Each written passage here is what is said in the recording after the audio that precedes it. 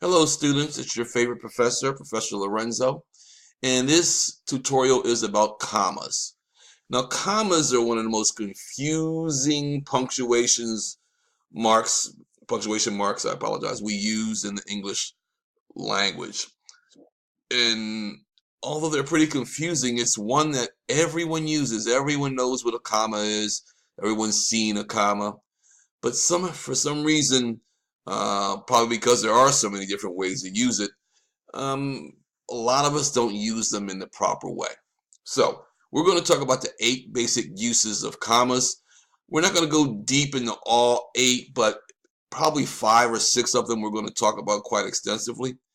Let's get at it. So to better understand the use of the comma, we begin by learning the following 8 basic uses. First of all, use a comma to separate independent clauses.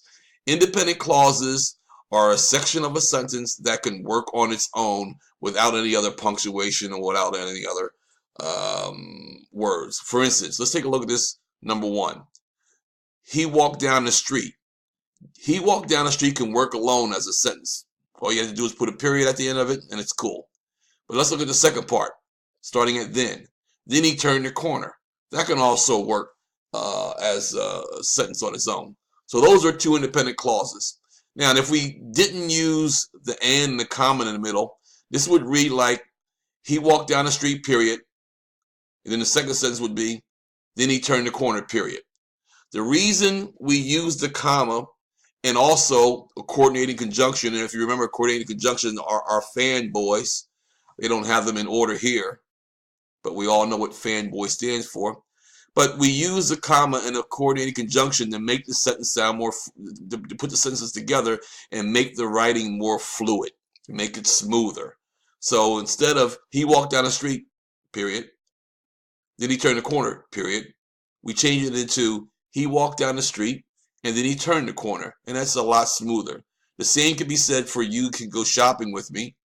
If you put a period on the end of that, it could work by itself. And then if you go over to you can go to a movie alone, that could work by itself. And then after a period is put on the end, which means those are 2 independent clauses. However, again, we don't want it to sound choppy by saying you can go shopping with me, and then you can go to a movie alone. Instead, we want it to be smoother, so we add the comma and the coordinating conjunction or. You can go shopping with me, or you can go to a movie alone. That just sounds a lot better. The second way we use commas are after an introductory clause or phrase. Now, not using commas after introductory clauses or phrases is the biggest issue I find in my students' writing. Almost every paper at the beginning of the year misuses commas after introductory clauses or phrase. When I say misuse, I mean they don't put one there, okay? So the rule is use a comma after introductory clause or phrase. A comma tells readers that the introductory clause or phrase has come to a close and that the main part of the sentence is about to begin. So what does that look like? So let's take a look here. Here's some introductory clauses. So here's the first one. Well, let's read this first. Introductory clauses are dependent clauses that provide background information or set the stage for the main part of the sentence, the independent clause. For example, if they want to win, that's an introductory dependent clause. Athletes must exercise every day. So look, athletes must exercise every day can be, that's an independent clause. That's a sentence that can work on its own. But we want to introduce it before we just, because athletes must exercise every day, that's not really telling us why athletes need to exercise. It's just telling us, it's just making a point. But we want to make it, we want to make it a lot clearer. So we go, if they want to win, comma, athletes must exercise every day. That is called an introductory dependent clause. Here's another one. Because he kept barking insistently, we threw the ball for Smokey. And here's another one. I'm sorry, here's another rule. Introductory clauses start with adverbs like after, although, as, because, before, if, since, though, until. So if you have an introductory clause or a sentence beginning with any of those adverbs and the other adverbs, of course, there's quite a few of them, then what you're doing is you're initiating an introductory clause and you need a comma afterward. Introductory phrases. Introductory phrases also set the stage for the main action of the sentence, but they are not complete clauses. Phrases don't have both a subject and a verb that are separate from their subject and verb in the main clause of the sentence. Common introductory phrases include prepositional phrases, appositive phrases, participle phrases, infinitive phrases, and absolute phrases. Now forget all the phrases part. Let's just take a look at these sentences here. So here's the first one. To stay in shape for competition, comma, athletes must exercise every day. Again, an introductory phrase. Sorry about that, students. I get bad when it's more than 3 syllables. Barking insistently is an introduction. Smokey got us to throw his ball for him. A popular and well-respected mayor, that's an introduction. Bailey was a clear favorite in the campaign for governor. Introductory words. Introductory words like however, still, furthermore, and meanwhile create continuity from one sentence to the next. For example, the coaches reviewed the game strategy, period.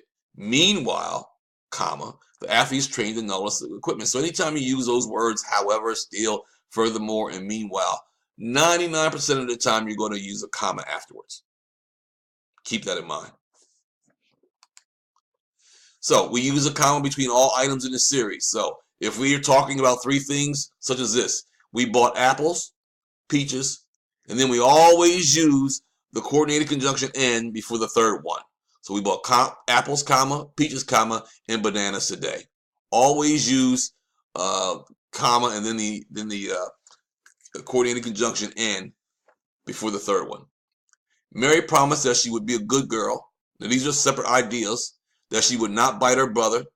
And again, we see the comma and the coordinated conjunction and that she would not climb onto the television. The third one. The instructor looked through this briefcase, comma, through his desk, and then we use the comma and the coordinated conjunction and around the office before the lost great book.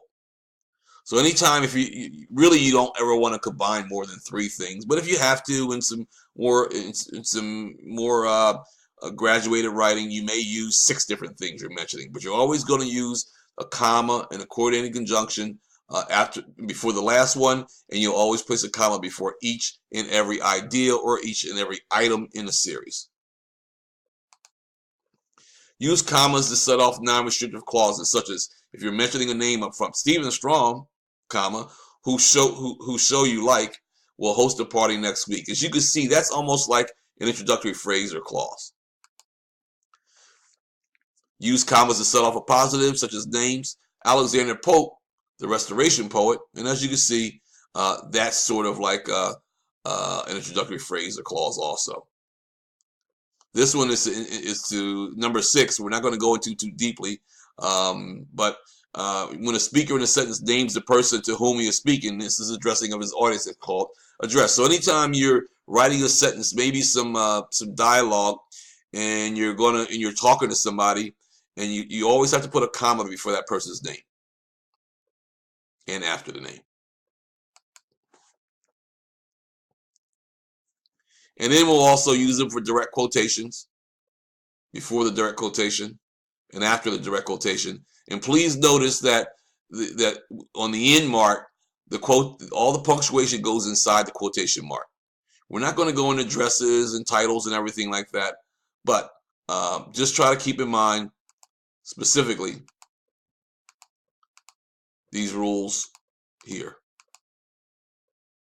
Rule 1, rule number 2, and what introductory phrases and clauses look like.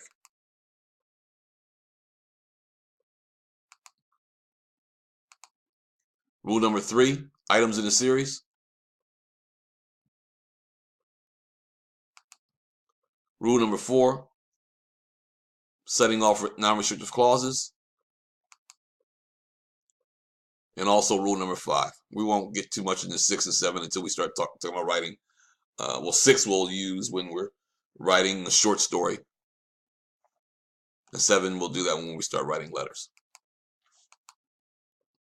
Now let's just take a look and see what Dave has to say about commas and introductory elements. Hello, grammarians. Paige and I are here to teach you about introductory elements in sentences and how commas relate to them.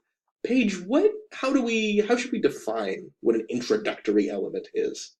So it's pretty much something that happens at the beginning of a sentence. It can be like a dependent clause or an adverb. But as we will see soon, it is something that is separated off with, of course, a comma. Because that's what commas do. They are separators.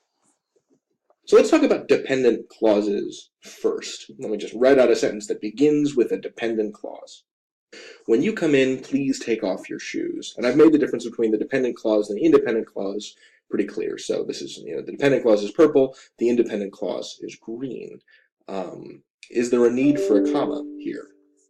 Of course. Okay, because we're leading with a dependent clause, and that means that this thing can't stand on its own, right? It's like the ladder up against the tree.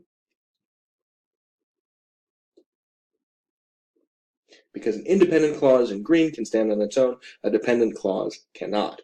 So we need to differentiate it from the rest of the sentence by putting the comma there. So this is a dependent clause, and this is an independent clause. So if you start a sentence with a dependent clause, you're going to need to put the comma in the middle before you proceed to the independent clause, which is the part that makes it an actual functioning sentence. Right. If you have it the other way around, though, if it's just please take off your shoes when you come in, no need for a comma. I'll show you.